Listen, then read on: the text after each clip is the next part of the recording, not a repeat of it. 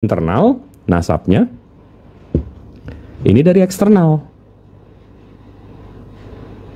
Ini nasabnya. Jadi kalau mau dibantah juga, nah kalau itu kan dari apa Kristen ya. Nah ada juga dari Yahudian juga ada. Abang pernah dengar Yoktan nggak dalam perjanjian lama? Anak-anaknya nanti dari Nuh gitu loh. Yoktan, Ada Ever, iya, Pelek, Yoktan. Pernah denger nggak? Coba abang buka nanti di Kejadian 10 nomor 25. Jadi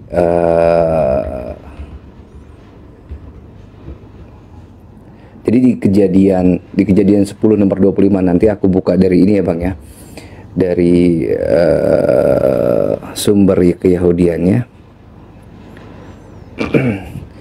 Nah ini nanti di Kejadian 10 nomor 25 ini kan. Nah ini tentang Aram nanti. Nah di sini nanti ada Hazarmawet itu nanti di Arabik itu menjadi Hadramaut. Nah Hazarmawet kalau dalam Ibraninya. Nah kita lihat nanti nomor 25-nya. Ini tentang Yoktan. Two sons were born to Eber. The name of the first was Peleg, for in his day the earth was divided. And the name of his brother was Yoktan. Nah, Yoktan ini apa? Nah, ini nanti bisa dijelaskan nanti oleh para rabi, namanya Emla Mikra. Jadi Yoktan ini tapi dalam bahasa Ibrani nanti saya akan terjemahkan. Yoktan Be'eretz Araf. Be'eretz itu tanah, di tanah Arab. Hayya Sem Yoktan. Hayya Sem Yoktan di sini tulisannya, sebentar. Hayya Sem Yoktan. Nah, hiduplah seorang yang bernama Yoktan. Zot Levenim, di mana Levenim itu bukan di muka tapi di masa yang akan datang.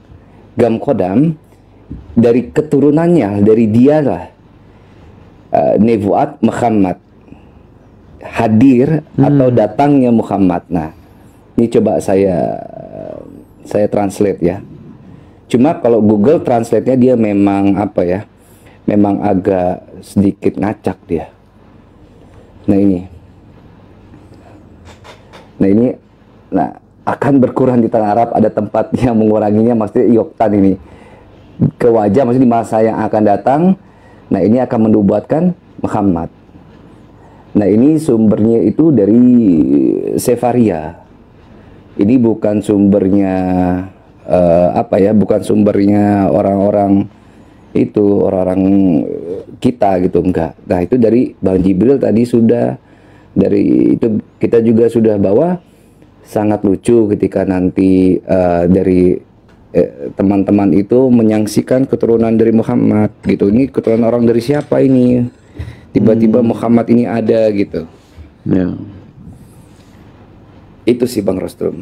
sementara datanya dari internal, dari kekristenan, dari keyahudian udah setuju semua.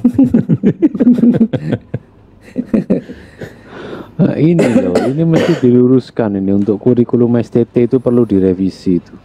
Itu perlu direvisi itu. Karena kalau enggak itu menyesatkan generasi bangsa juga itu.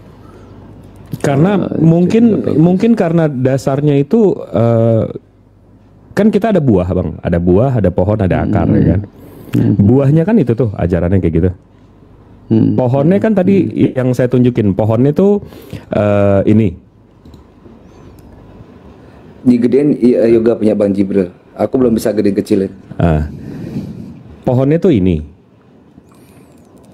Dari kitab sucinya, abang yang paling besar soal kebencian, pembunuhan dan penghancuran. Akarnya Tuhan Maha Pendendam, dosanya diwaris-waris.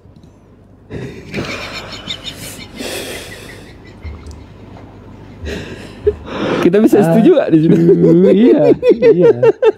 Aduh, Paulus ini bikin kacau. Lalu jujur. Gimana bang? Ada lagi yang mau di? Ya, kayak ini kenabian dan kerasulan, karena di Kristen, kami di STT itu tidak tahu bedanya nabi sama rasul kan. Kami ya rasul aja, nabi sama rasul itu sama gitu. Terus kemudian yang dilakukan adalah proklamasinya Muhammad sebagai nabi dan rasul atau perpindahan itu, ataukah Muhammad itu sudah rasul gitu. Itu bisa dijelaskan Bang, itu maksudnya gimana? Oke. Jadi kalau Abang baca Sirah Nabawiyah, ini yang kadang-kadang orang tuh baca buku tuh sepotong-sepotong ya. Itu yang makanya saya kurang suka. Kalau kita baca Sirah Nabawiyah, begitu Rasulullah, nih saya bukain aja langsung ya. Kita baca sama-sama ya. Begitu Rasulullah, kan yang terkenalnya Al-Quran itu turun di Goa. Padahal di Goa itu cuma 5 ayat. Ayat Al-Quran itu ada 6.000 dan 6.000 itu terpecah di 22 tahun. Jadi setiap ada keperluan, setiap ada perlu ayat memang turun dan seterusnya, itu turun berangsur-angsur. Nah, di dalam Sirah Nabawiyah, ini Sirah Nabawiyah ini jelas ya Bang ya. Maksudnya kalau saya buka, kalau saya tunjukin Sirah Nabawiyah ini ditulis atau diriwayatkan oleh ini sanad Sirah Nabawiyahnya Bang. Jadi Az-Zubair yang meninggal dunia pada tahun 93 Hijriah. Habis itu diteruskan di tahun 105. Itu sama seperti ini Bang yang tadi saya tunjukkan. Mana tadi hadisnya? Bentar ya. Sama seperti yang tadi saya tunjukkan ini. Sanadnya. Nih. Hadis kan ada sanadnya. Sirah Nabawiyah ini juga ada sanadnya Bang. Siapa penulisnya, diteruskan di tahun berapa, sama siapa, meninggal tahun berapa, dan terus sampai ke Ibnu Hisham. Makanya bukunya Sirah Nabawiyah dari Ibnu Hisham. Karena sanadnya jelas dari siapa ke siapanya. Itu satu. Nah, kita sambung ke bagaimana Rasulullah disebut sebagai Rasul. Bentar ya. Nah nih ayat pertama.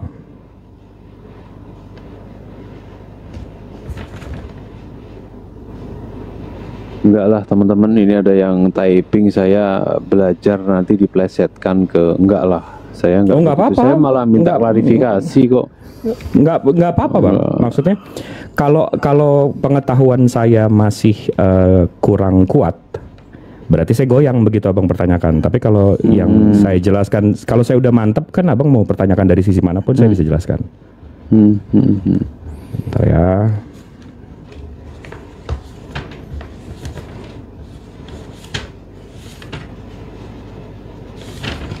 Isra Mi'raj, hijrah pertama ke Abbasiyah.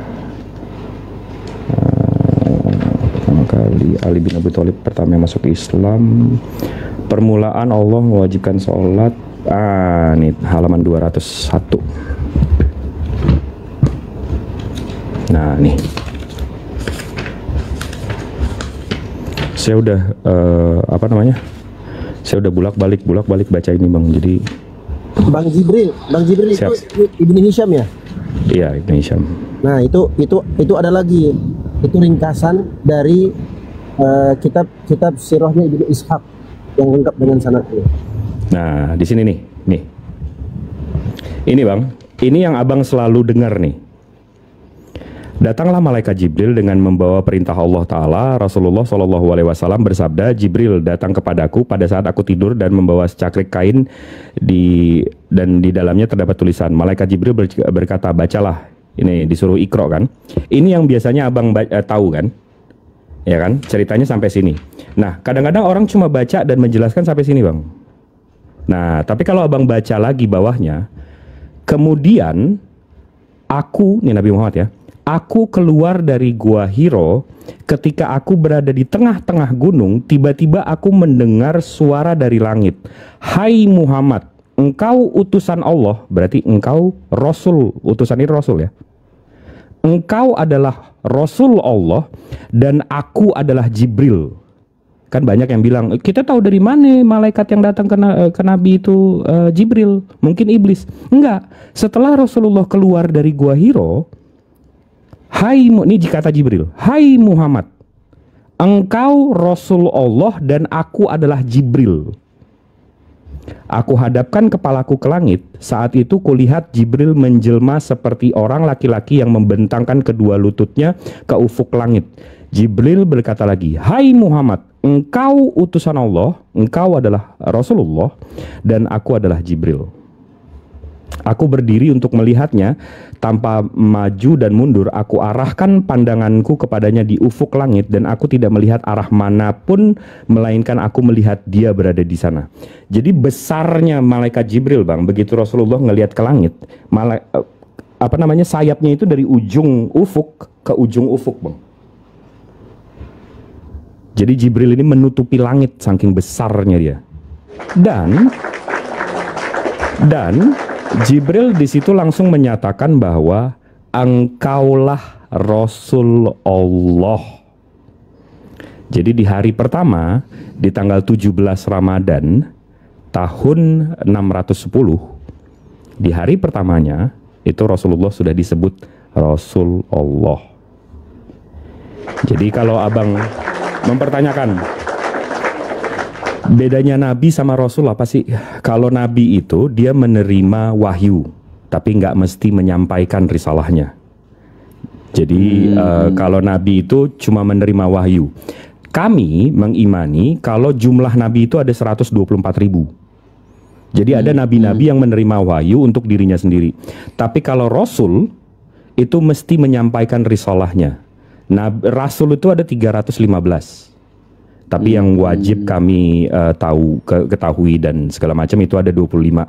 Dari Adam, Idris, Nuh, Hud, Saleh, Ibrahim, Lut, Ismail, Ishak, Yakub, Yusuf, Ayub, Syu'aib, Musa, Harun, Zulkifli, Daud, Sulaiman, Ilyas, Ilyasa, Yunus, Zakaria, Yahya, Isa, Muhammad sallallahu alaihi wasallam. Jadi apa bedanya Nabi dan Rasul itu, Bang? Nabi itu cuma nerima wahyu untuk dirinya sendiri, Rasul itu harus menyampaikan. Gitu, Bang. Tapi itu tadi yang kalau kita baca setengah, kan jadi hinaan kan. Wah, Nabi Muhammad nerima ini Al-Quran di goa. Lah, Tuhan abang lahirnya di goa. Gimana itu? Tapi ya itu, makanya balik lagi ke tadi. Setelah Rasulullah keluar dari goa itu, di antara dua gunung itu, Jibril sudah langsung bilang kalau engkaulah Rasul Allah. Di hari yang sama. Gitu, Bang. Mudah-mudahan menjawab ya, Bang ya? Menjawab. Ini kan ada perbedaan mendasar di tempat kami ya tentang istilahnya perjalanan Yesus itu, narasinya jadi berbeda bobot itu. Itu coba itu diarahkan ke Yesus ya, Muhammad jadi Tuhan itu, jadi Yahweh itu. Jadi Yahweh itu, maksudnya ya Tuhan Yahweh jadi God. Gitu. Oke, cukup menjawab sih, Bang. Cukup menjawab. Insyaallah. Serang lagi kami, Bang. Serang lagi kami. Enggak, ya saya mesti juga harus inilah merangkai katanya harus ini. Oke, itu tadi untuk kerasulan. Oke.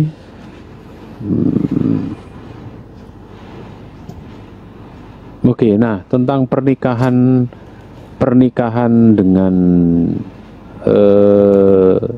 janda itu, Bang. Pernikahan dengan janda betul. Hadijah, beliau berumur 40, Rasulullah berumur 25. Ya.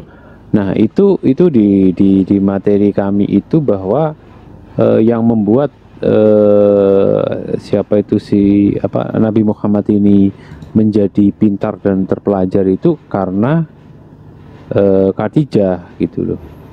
Jadi misalkan tidak ketemu Khadijah itu belum tentu dia bisa mewariskan kitab suci yang begitu baik kayak gitu. Oke. Jadi kalau memang serangannya, kalau nggak sama Khadijah, Rasulullah nggak mungkin punya ilmu dan seterusnya ya. Di sini saya ada literatur sedikit tentang ini penggambarannya ya. Penggambarannya bahwa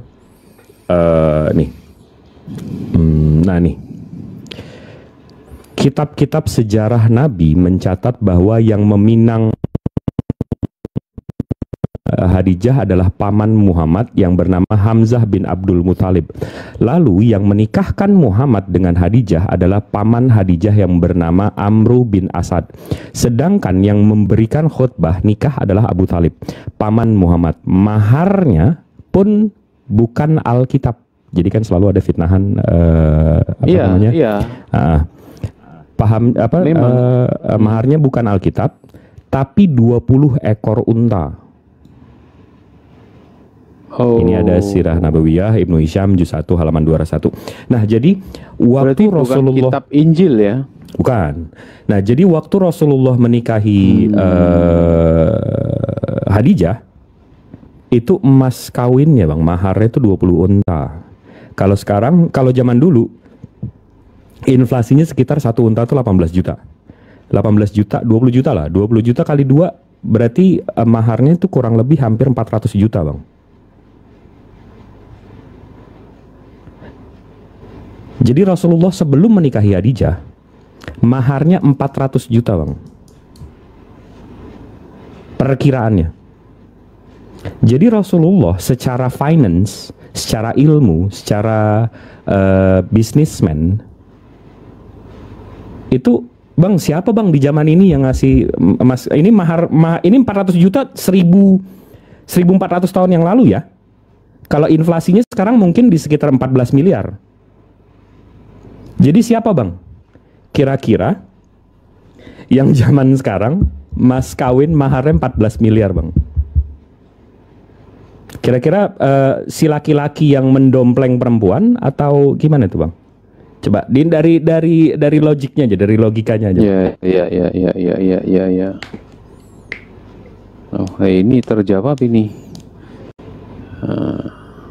Jadi mungkin nggak yang kan karena narasinya, oh kalau Nabi Muhammad nggak menikahi Khadijah dia nggak mungkin tahu soal ilmu ini ilmu itu. Nabi Muhammad menikahi Khadijah dengan mas kawin 400 juta 14 abad yang lalu. Tidak ada juga di situ kitab Injil, tidak ada ya? Nggak ada. Okay. Karena Nabi Muhammad dan keturunannya ini agamanya Hanif, agama yang lurus. Nabi Muhammad seumur hidupnya nggak pernah membungkukkan diri terhadap berhala apapun. Nah, harga unta sekarang 150 juta per ekor. Nah, 150 juta berarti kali 20 berarti. Jadi itu, abangku. Mudah-mudahan menjawab ya. Tapi kalau ada ustadz-ustadzku di sini yang mau melengkapi. Wah, ini ngeri sekali nih STT ini bikin kurikulum. Betul, cuman Islamologi 1 2 SKS, Islamologi 2 2 SKS, 4 SKS loh. Nah. Tapi isinya nggak ada semua ini. Ya sebenarnya kan kita kalau kita belajar dari mana-mana kan kita lihat sumber primernya, Bang ya. Sumbernya dari mana sih? Kalau jawaban saya kan dari tadi kan ada sumber primernya kan. Jadi abang mau ngejar jawaban saya, silakan. Saya bisa tunjukin semuanya. Meskipun saya nggak kuliah di STT.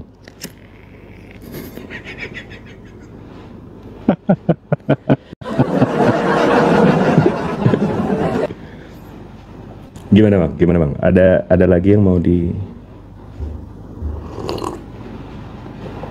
Tapi ya begitulah, cukup ya saya harus pilah-pilah dulu karena nanti bisa ada berseri gitu, Bang. Siap. Jadi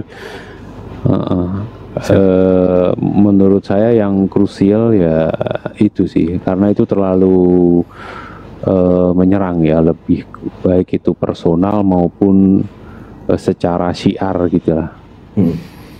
Gitu. Ka'bah, abang nggak mau serang Ka'bah? Oh, itu rencana maunya itu, cuman nextnya gitu. Oh, oke, siap.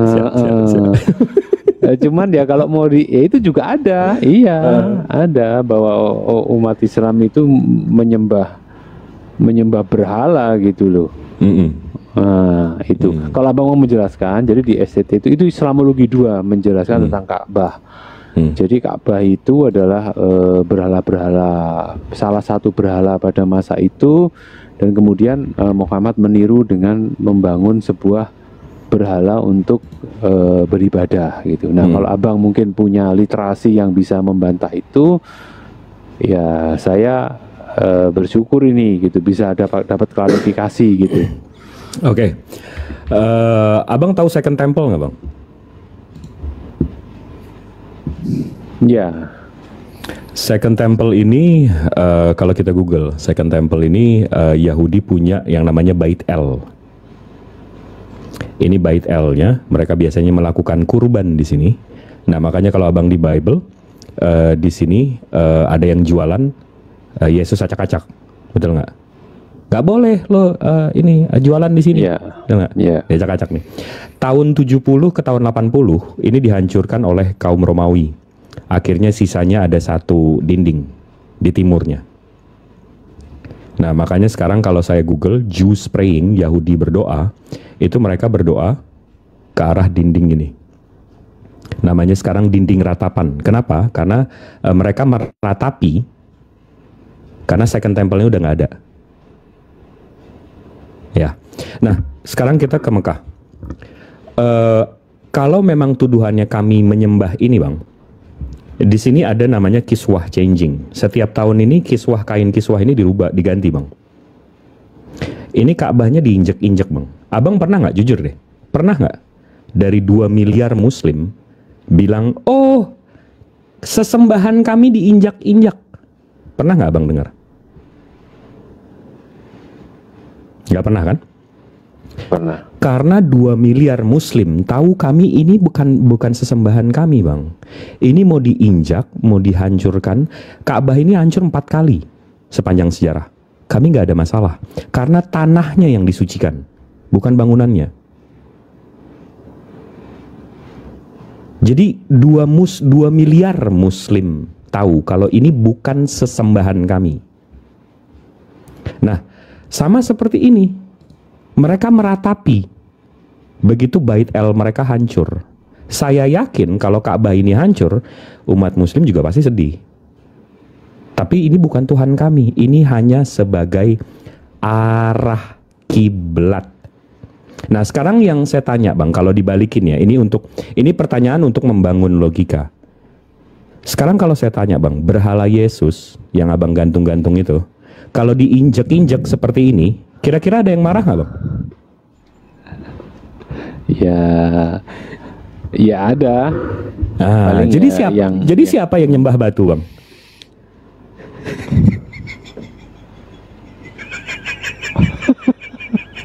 Jadi sebenarnya siapa yang menyembah batu, Bang? Karena jelas Ka'bah kami diinjak-injak, nggak ada yang marah. Satu pun dari 2 miliar nggak ada yang marah. Tapi kira-kira berhala yang Abang bilang bukan berhala, tiba-tiba dia injak atau jatuh, itu ada yang marah nggak kalau di? Jadi siapa yang nyembah siapa nih? Coba deh. Oke. Kena lagi ya. Oke. Nah, Bang, terkait dengan isi di dalam Ka'bah itu kan batu, dan termasuk salah satunya adalah Hajar Aswad. Sebenarnya kenapa itu dibantah itu bukan berhala yang disembah? Coba Bang Jibril bisa jelaskan. Oke, kalau Abang pernah melihat Ka'bah, kami ini arah sholatnya, Bang, arahnya itu, ini contoh ya, foto Ka'bah, tunggu sebentar. Nah ini, yang dari sini aja deh, yang jelas. Hajar Aswad itu cuma ada salah satu di sini, Bang, di salah satu dari 4 poin ini.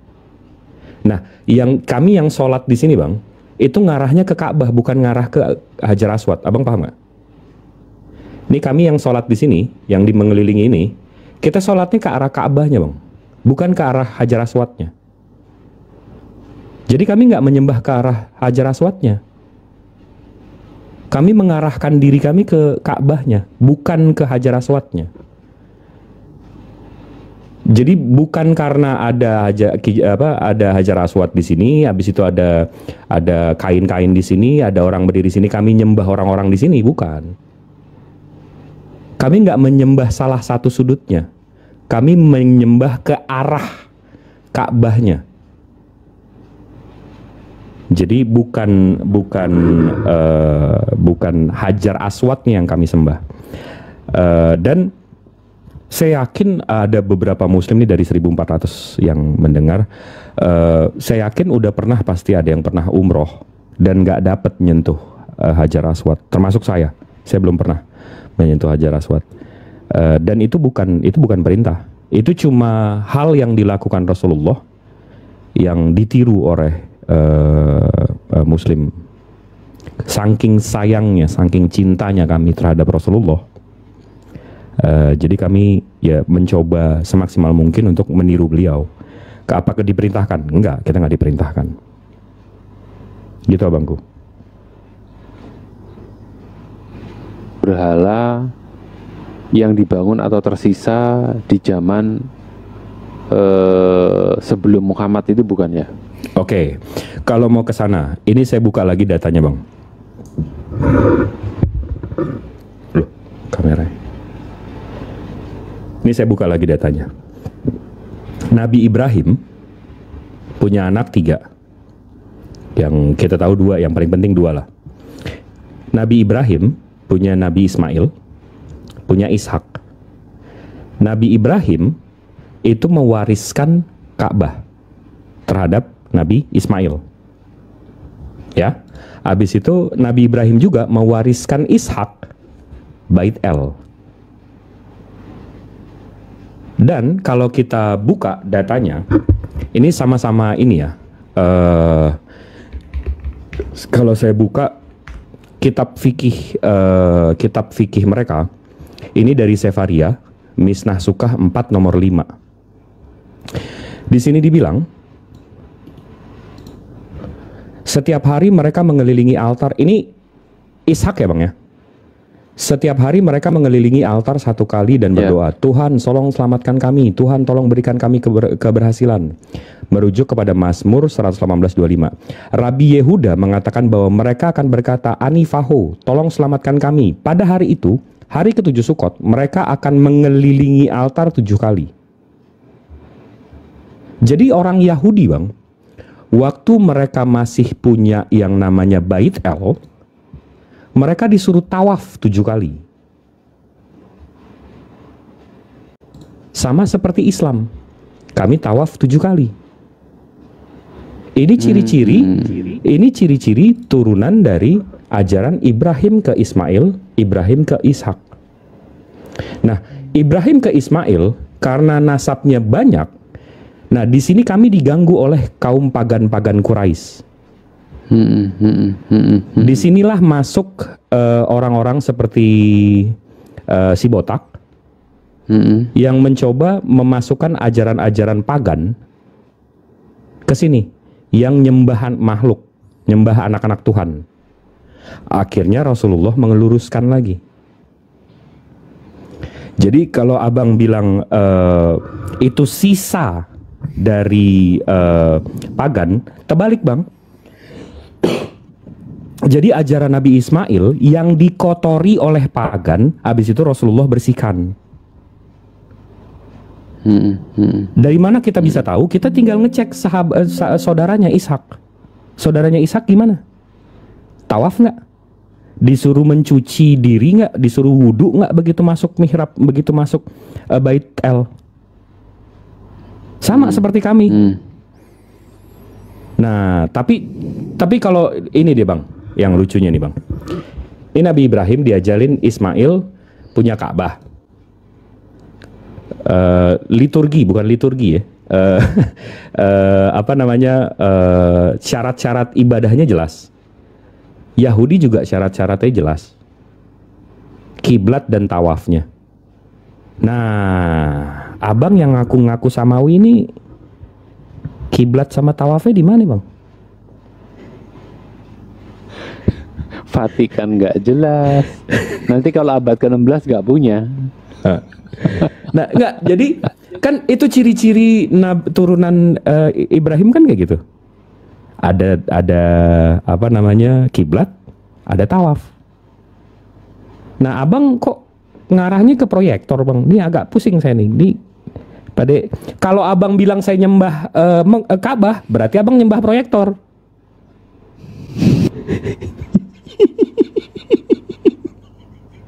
Itu perbandingannya. Tapi rata-rata gerejanya menghadap ke timur sih rata-rata ya. Timur ya. Berarti nyembah sesama dong, Bang. Yang timur ngadep timur, yang timur ngadep timur, yang timur ngadep timur, jadi nyembah sesama dong. Baris belakang. Iya, wah ini baru jelas ini. Jelas, cukup jelas. Ya, cukup bagus sih untuk wawasan malam ini. Nanti masih ada seri kedua, dan saya cukup terklarifikasi dan ya mesti rekomendasi lah ya, bahwa untuk merubah kurikulumnya ini mesti dirubah ini. Kalau enggak kita jadinya fitnahan yang ada ini. Itu dia. Ya tapi Bang, Muslim memang akan selalu difitnah, Bang. Akan selalu difitnah. Sama seperti nabi-nabi sebelumnya, Bang. Nabi-nabi sebelumnya kan akan selalu difitnah kan. Akan selalu difitnah, selalu, karena kita di jalan yang lurus, Bang. Penyembah berhala seperti pengikut Nabi Nuh itu akan selalu nggak mau naik bahteranya, Bang, menghina aja. Mana Allahmu nggak kelihatan, lihat nih berhala saya kelihatan, lihat nih Tuhan saya kelihatan, bisa dipegang, Tuhan saya bisa diraba. Nah, kan selalu nih penyembah pagan ini kan selalu kayak gitu. Bang, penyusunan Al-Qur'annya Abang ini yang saya beli dan saya pelajari ini, ya kan, ini abad berapa, Bang? Selesai maksudnya selesai disusun gitu. Kalau dari kodifikasi. Selesai saya tunjukin aja langsung datanya ya. Kalau ke kodifikasi Al-Quran, bentar ya. Di sini juga ada sih, cuman saya ingin menyampaikan setelah nanti Abang jawab gitu. Mudah-mudahan datanya di situ yang akurat ya. Kalau saya buka data saya sebentar, transmisi.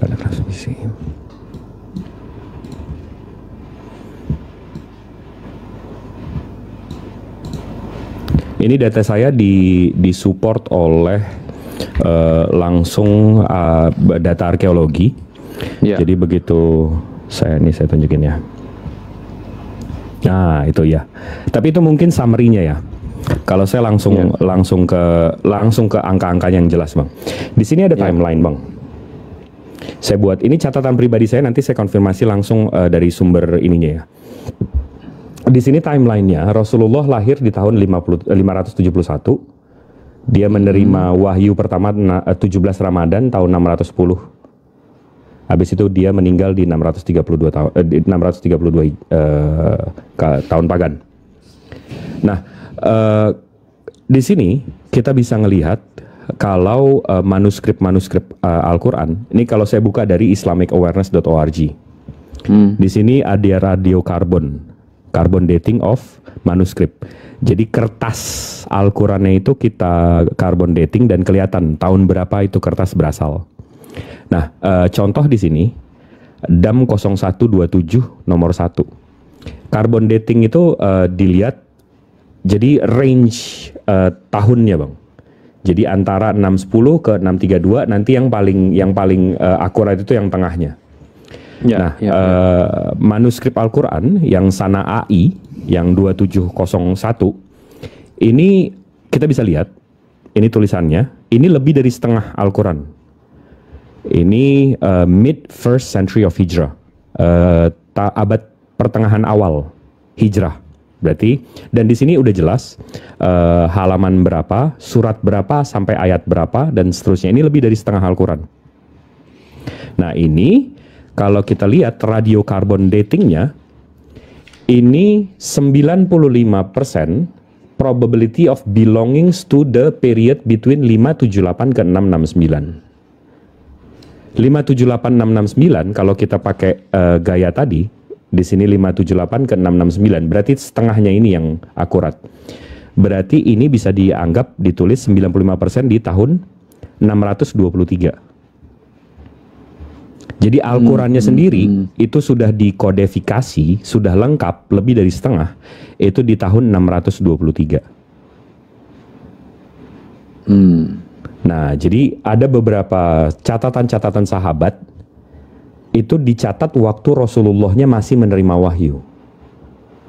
Begitu Rasulullah meninggal, Abu Bakar, Umar bin Khattab, Utsman itu mengumpulkan, bukan memilah ya, bukan memilah kayak abang ya. Kalau abang kan dipilah, oh yang ini saya nggak terima, buang. Yang ini saya terima, ini buang itu. Tambahin. Ini disatukan, dijadikan satu kitab. Nah, satu kitab ini, saya kalau abang mau buka juga kita bisa buka. Itu datanya, bentar ya, Islamic Books Al-Quran. Nah, ini kebetulan saya ada 822 halaman. Ini Hijazi ya. Ini yang Utsman punya. Utsman ini menantu Rasulullah langsung. Dan dia penghafal Al-Quran juga. Jadi dia memang punya hak untuk menuliskan secara lengkap. Nah, ini The Quran of Uthman at Topkapi Museum Istanbul, Turki from 1st and 2nd century of Hijrah. Dari abad 1 Hijriah, berarti abad 7 ya. Di sini. Nah, ini saya punya nih. Ini 822 halaman. Ini saya bisa scroll sampai, ini dari abad pertama Hijriah ya Bang ya. Nah, di sini ada dari Al-Fatihah, Al-Baqarah, nah terus sampai surat 114. Jadi kalau saya contoh buka surat 110 dan saya bisa langsung cocokkan dengan Al-Quran yang sekarang, surat 110, ini jelas. Nih 110, Bismillahirrahmanirrahim. Idaja sama persis. Satu abad dengan Rasulullahnya. Ini yang online sekarang. Ini kalau saya zoom, saya bisa cek per Idaja Anas Rullahi wal Fadh. Ijaza Anas Rullahi wal Fadh.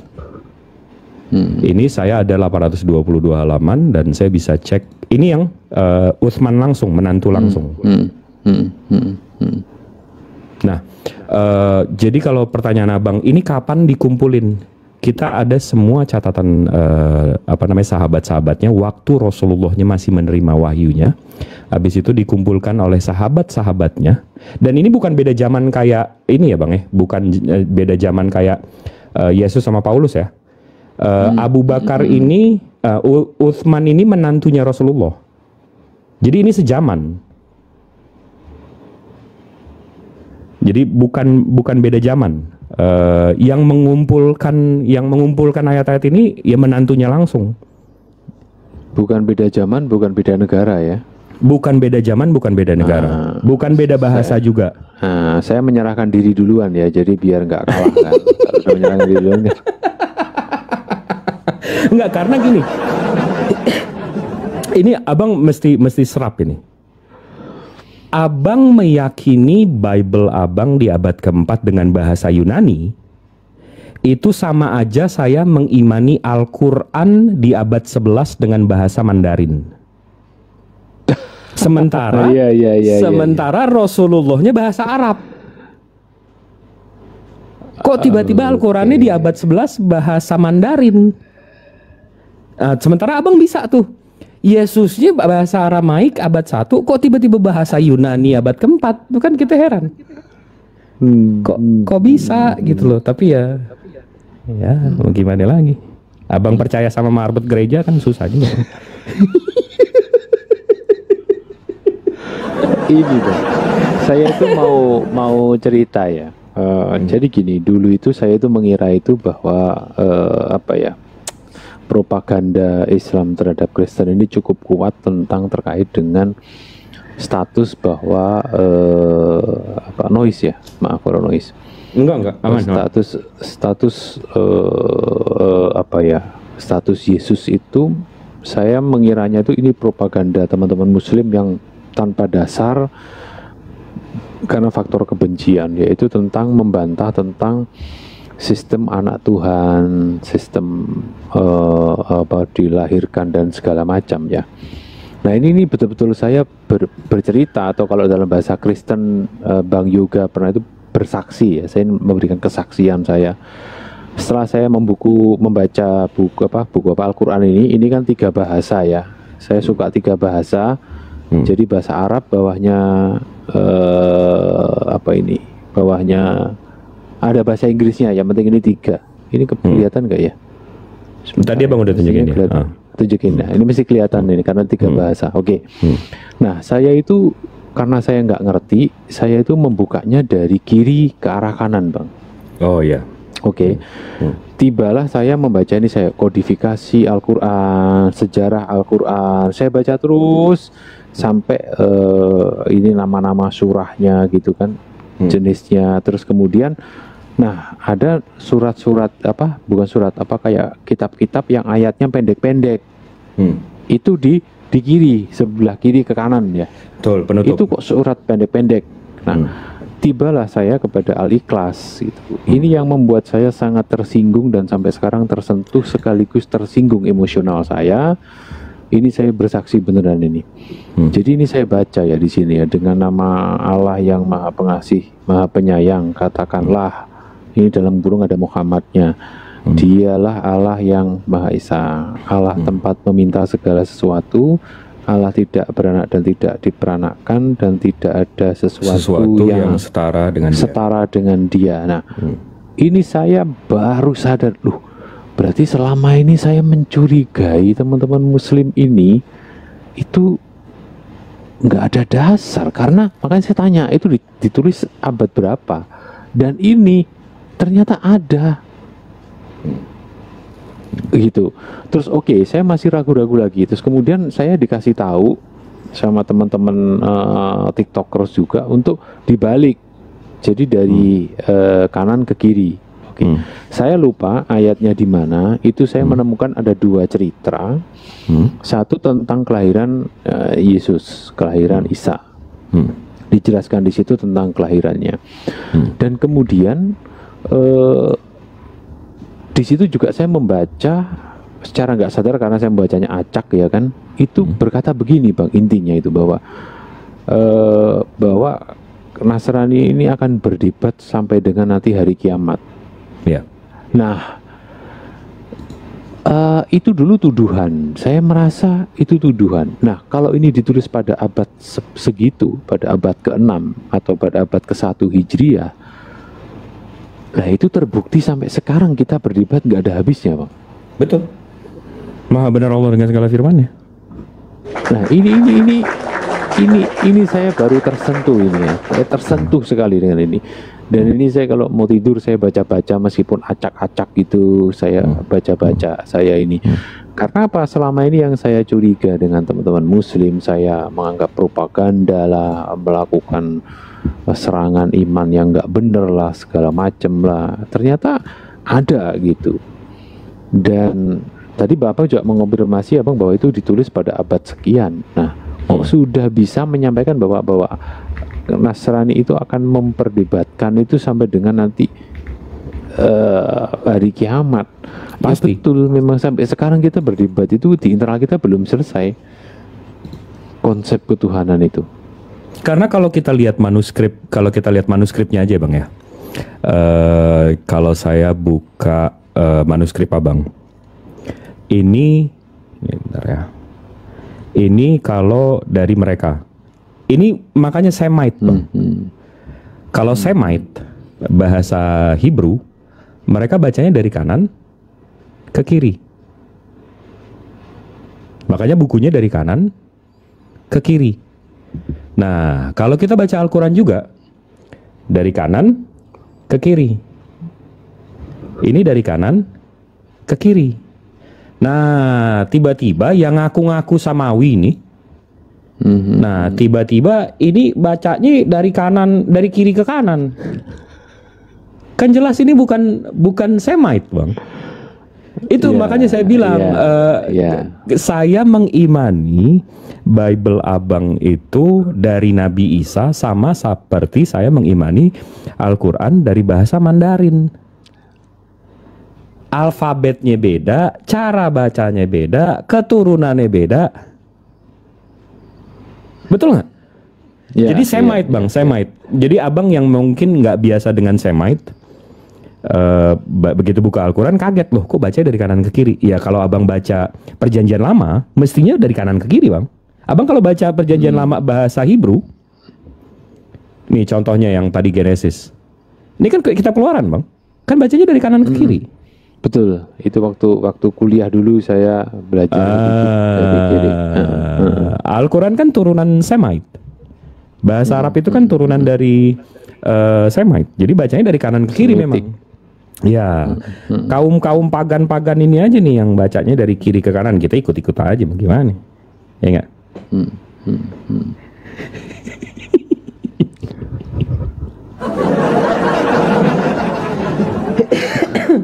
Cuman ini edukatif sih, keren. Saya merasa ada klarifikasi Bang Jibril.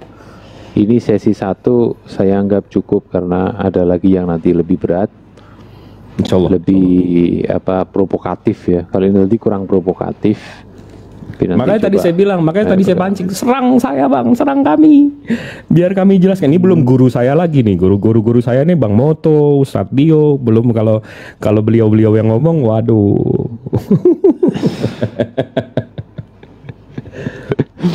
Ini ya terima kasih lah sharingnya, cuman ya kurang, tapi karena saya juga ada agenda.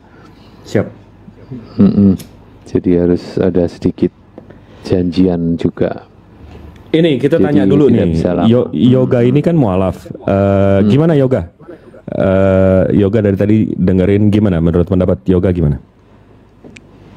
Ya itu benar semua gitu. Ya karena di Kristen dulu tidak dijelaskan itu, tidak sedetail ini kan detail. Kalau di Islam itu kan detail. Semua itu tentang konsep ketuhanan, tentang Tuhan itu ada berapa, Tuhan itu ya kalau di Islam itu kan mengenal satu tauhid ya, beda sama di Kristen sih. Gitu. Ya mohon maaf ya Pak ya, gitu.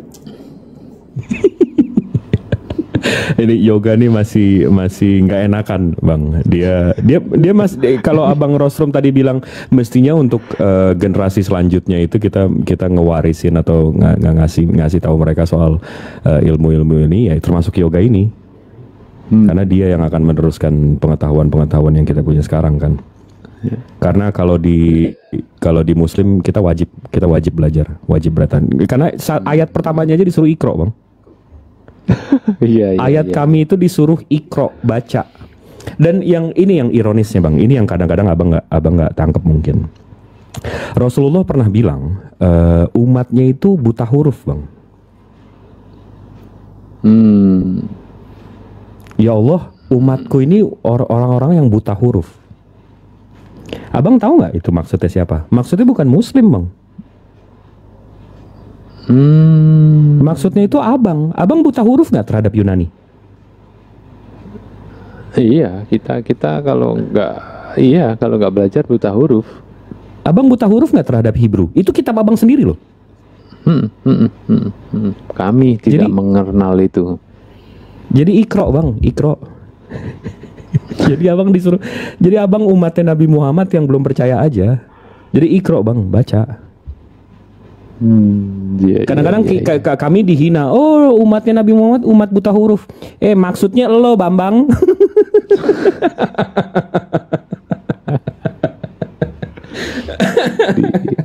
di komunitas kami ini secara Bible itu memang kalah dengan Muslim. Kita seperti kehilangan keturunan, kehilangan kehilangan kampung halaman. Jadi betul-betul kita orang asing yang benar-benar nggak punya kampung halaman, gitu.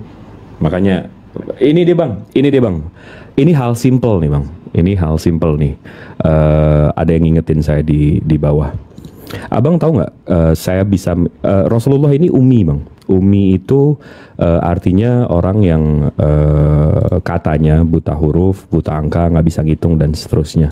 Bagaimana dia bisa menuliskan Al-Quran dengan kesempurnaannya? Ini kalau saya ini ya,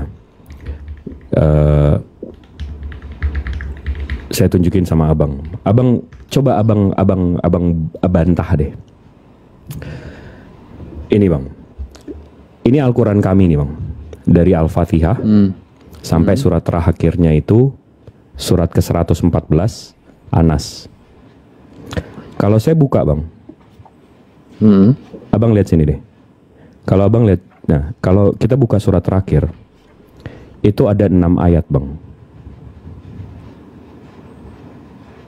Nah kalau saya buka di depannya Al-Fatihah, ini ada 7 ayat termasuk Bismillah.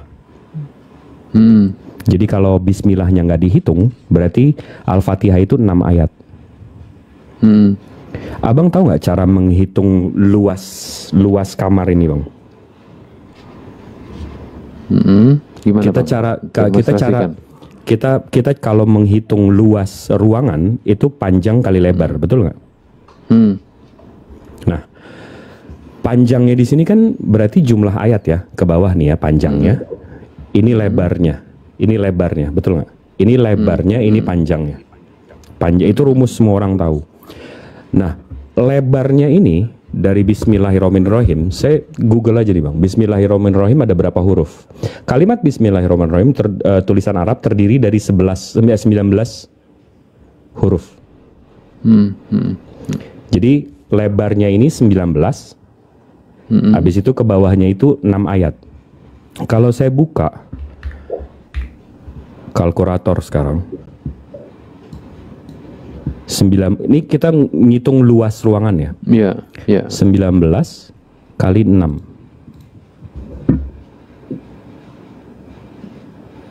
114. Jumlah huruf, jumlah ayat dalam Al-Quran ada?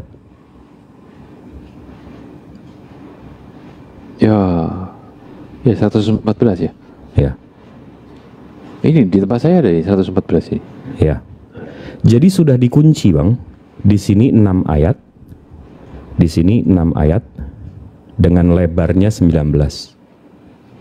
Coba abang bisa jelasin nggak seorang yang ummi 14 abad yang lalu di padang pasir dalam jarak 22 tahun menjelaskan kitab itu bisa dihitung luasnya dari panjang kali lebar. Maha benar Allah dengan segala firman. Saya nggak paham lagi deh kalau oh kebetulan itu cocokologi. Mantap. Oh siap. Kalau memang kalau abang memang oh itu cocokologi, oh ini memang bukan matanya yang buta tapi hatinya. Jadi ya gitu lah. Boleh izin bertanya ya bang? Silakan. Ini kan mumpung ada pastor, abang itu Katolik ya bang? Katolik. Iya, Katolik ya. Pastor ya. Ini ada bang Jibril juga. Saya bertanya nih, ini ketika saya Kristen dulu, kalau saya bertanya kepada pendeta, ini sudah tidak dibolehkan. Salah dari iman katanya. Jadi gini. Apa itu? Kalau di Islam itu kan konsepnya kan gini. Kalau di Islam itu konsepnya itu kan gini. Di surat Ali Imran ayat 19 itu dikatakan sesungguhnya agama di sisi Allah ialah agama Islam di Al-Quran ya gitu. Nah kalau di Kristen sendiri Yesus kan tidak pernah bilang bahwa agama yang benar itu adalah agama Kristen, dan Yesus sendiri kan tidak pernah bilang bahwa Yesus itu beragama Kristen gitu. Nah bisa nggak abang jelaskan itu, Bang Dostum atau Bang Jibril gitu? Jadi pertanyaannya kalau di Al-Quran bang itu dijelaskan bahwa din atau agama ini kan sebelum abad 16 namanya ajaran. Kata agama ini kan baru nih. Sebelum kata agama ini kan din artinya ajaran. Nah jadi di dalam Al-Quran itu dijelaskan bahwa Allah ini kurang lebih meresmikan, meridoi kalau agama Islam lah yang benar, yang ada di sisi Allah. Apakah seperti itu juga di ajaran abang? Apakah Yesus pernah juga kalau kekristenan lah yang aku ridhoi, apa yang aku izinkan? Tidak ada. Paulus pun tidak pernah meridhoi Kristen sebagai. Oke.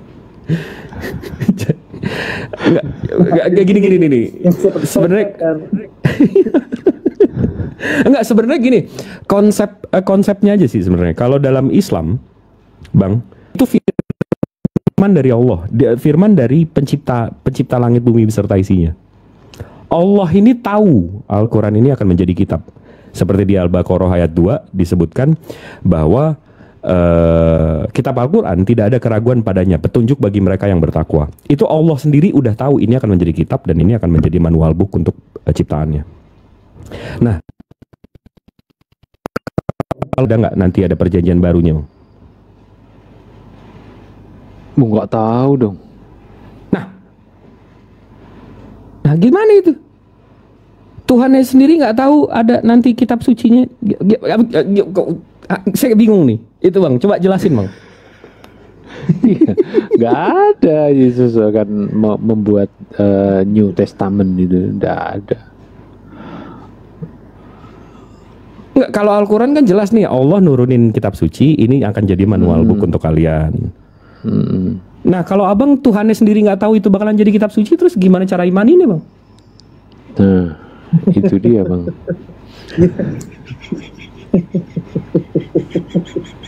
Oke. Itu sangat bingung gitu loh. Dan ketika kepada pendeta saya tanyakan itu gitu, ya pendeta bilang sama saya, ya bahwa saya nggak ada Roh Kudus lagi dalam diri saya gitu. Nah itu dia. Nah.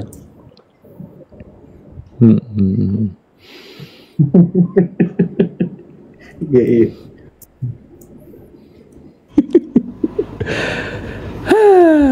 Nanti kita sambung Bang Rosrum. Kita sambung, ini closingnya cukup bagus sih. Siap, insyaallah. Semoga di recording disimpan bisa jadi berseri-seri untuk memberikan edukasi kepada teman-teman, untuk ini salah satu mencerdaskan anak bangsa, karena mereka juga berpendidikan, mereka kan juga di universitas atau institut yang itu terdaftar di dikti juga kan. Nah mestinya dengan Komal ini bisa memberikan edukasi untuk mereka tersadarkan untuk segera menyusun kurikulum yang lebih benar gitu. Siap, insyaallah. Itu sih. Ini terima kasih untuk saya di Jambak. Siap, Bang Rosrum. Nanti terima kita kasih ngobrol untuk lagi. semuanya. Iya, ke lain waktu nanti kita agendakan lagi Bang. Ini tadi ketemu pas tadi. Harus. Semoga Tuhan Yesus memberkati Bang. Saya sebelum minggu tugas, malam minggunya baca ini kan, kebalik kan. Besoknya mau misaan tapi bacanya Al-Quran ya kan. Nggak apa-apa. Nggak, karena simpelnya gini Bang, kalau saya tanya nih Bang, ini penutup kita nih, terakhir nih. Kalau ada satu orang nih Bang, laki-laki, kalau doa dia sujud, begitu dilihat dia hitan sunat, dia nggak minum Hammer, habis itu Tuhannya satu nggak kelihatan, emaknya kerudungan, kira-kira nih orang Islam apa Kristen Bang?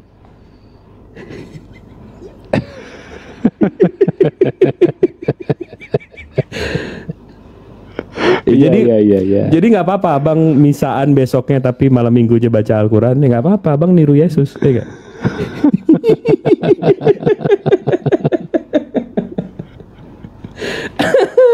Nggak apa-apa, insyaallah. Oke. Terima kasih ini untuk para ustadz yang sudah menyimak dan Bang Yoga. Terima kasih. Iya. Saya izin turun ya, Bang Jibril dan semuanya. Syukron, Bangku. Oke, terima kasih. Yo, Selamat malam. Selamat malam. Gimana, Yoga? Ini Bang Moto sama Ustadz Dio dari tadi diam aja. Aku nyimak Bang. Siap. Nyimak Bang. Kenapa niru? Kami dapat Gimana, Yoga? ya ini pastor yang jujur gitu. Ya saya suka dia jujur gitu karena tidak sama seperti maaf kata pendeta ya, pendeta-pendeta yang lain gitu. Masih banyak pendeta itu yang berkata imani saja. Jadi yang kita imani itu apa gitu, tanpa narasi, tanpa pengetahuan. Bagaimana kita bisa tahu? Bahkan untuk menanya Tuhan saja ini itu tidak diperbolehkan gitu. Kau sudah tidak ada lagi Roh Kudus dalam dirimu, kata gitu. Nah, tidak boleh itu. Jadi ini termasuk jujur dia gitu. Dia berkata apa adanya ini. Dan nggak ngeyel sih alhamdulillahnya. Saya sukanya diskusi sama Bang Rostrum itu nggak ngeyel. Ini kita tinggal tebalikin aja kan. Kayak tadi soal nyembah Ka'bah. Kan sebelum dia bisa ngeyel, kita langsung balikin. Nah, jadi siapa yang nyembah batu, ya kan? Sementara kalau ada berhala Yesus di apa-apain, siapa yang marah? Sementara Ka'bah diinjek-injek, kita nggak marah. Karena kita tahu itu bukan sesembahan kita. Sementara mereka itu denial. Mereka bilang, itu bukan berhala Yesus. Tapi kalau berhalanya kenapa-napa, mereka marah. Nah, jadi siapa sebenarnya yang menyembah batu? Itu kan sebenarnya yang... Ya... Kita emang umat muslim kerjaannya emang akan selalu menjelaskan. Gimana?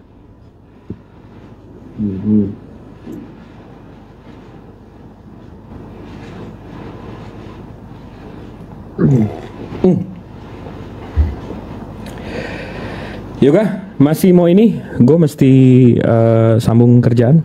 Mesti ya maklum lah namanya. Oh,